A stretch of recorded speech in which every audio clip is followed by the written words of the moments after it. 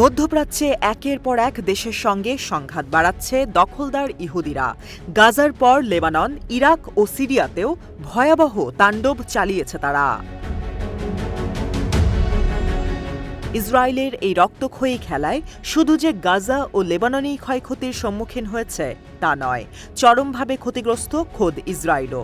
আর্থিকভাবে প্রায় ভেঙে পড়েছে তেল আবিবের অর্থনীতি, দুর্বল হয়ে পড়েছে দেশটির প্রতিরক্ষা বিভাগ, ফুরিয়ে আসছে অস্ত্রশস্ত্র, কমে এসেছে সেনা সদস্য। বিষয়টি নিশ্চিত করে লন্ডন ভিত্তিক ম্যাগাজিন দ্য ইকোনমিস্ট পত্রিকার বরাত দিয়ে খবর প্রকাশ করেছে লেবানন ভিত্তিক সংবাদ মাধ্যম আল মায়াদিন।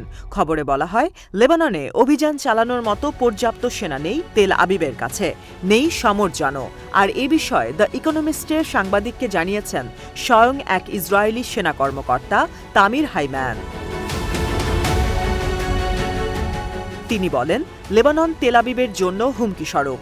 এর আগেও দেশটির কাছে নাকানি চুবানি খেয়েছে ইহুদিরা, এবারেও সেরকম কিছু ঘটতে যাচ্ছে। ইসরায়েলি সেনারা অভিযোগ করছে তাদের পর্যাপ্ত লোকবল নেই। বর্তমান পরিস্থিতিতে অতিরিক্ত সেনা দরকার তাদের। তবে গেল ৭ অক্টোবর থেকে ৩ দফায় বিপুল সংখ্যক রিজার্ভ সেনা মোতায়েন করেছে নেতানিয়াহু সরকার। এতে বর্তমানে সেনা সংকট দেখা দিয়েছে। ইসরায়েলের সাবেক প্রধানমন্ত্রী ইহুদ বারাক এক টেলিভিশন সাক্ষাৎকারে বলেন, লেবাননের সঙ্গে ইসরায়েলের সংঘাত নতুন নয়, বরাবরই তেল আবিব দেশটির কাছে চাপে থাকে। ইসরায়েল লেবানন সীমান্তে ইসরায়েলকে চরমভাবে ঘোল খাওয়াচ্ছে হিজবুল্লাহ বাহিনী, তাই এদের ভয়ে তটস্থ জায়নিস্টরা। পর্যাপ্ত সেনা আর অস্ত্র ছাড়া কিভাবে লেবাননের সঙ্গে লড়বে ইসরায়েল, তাই নিয়ে দুশ্চিন্তাগ্রস্ত স্বয়ং আইডিএফ। তবে বসে নেই ইহুদি সেনারা, সুযোগ পেলেই হামলা চালাচ্ছে লেবাননের ওপর। শনিবার তাদের হামলায় প্রাণ গেছে ২৫ জনের, আহত হয়েছে শতাধিক নাগরিক। এ দৃশ্য দেখে অনেকটা ভীত লেবাননের সাধারণ মানুষ।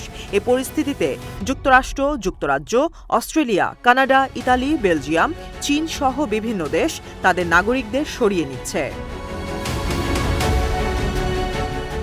আর এসব দেখেই সময়ের সঙ্গে পাল্লা দিয়ে ইসরায়েলের প্রতি ক্ষোভ আরও তীব্র হচ্ছে মধ্যপ্রাচ্যের অন্যান্য দেশগুলোর। ইহুদিদের নির্মম পরিণতি এখন সময়ের অপেক্ষা মাত্র।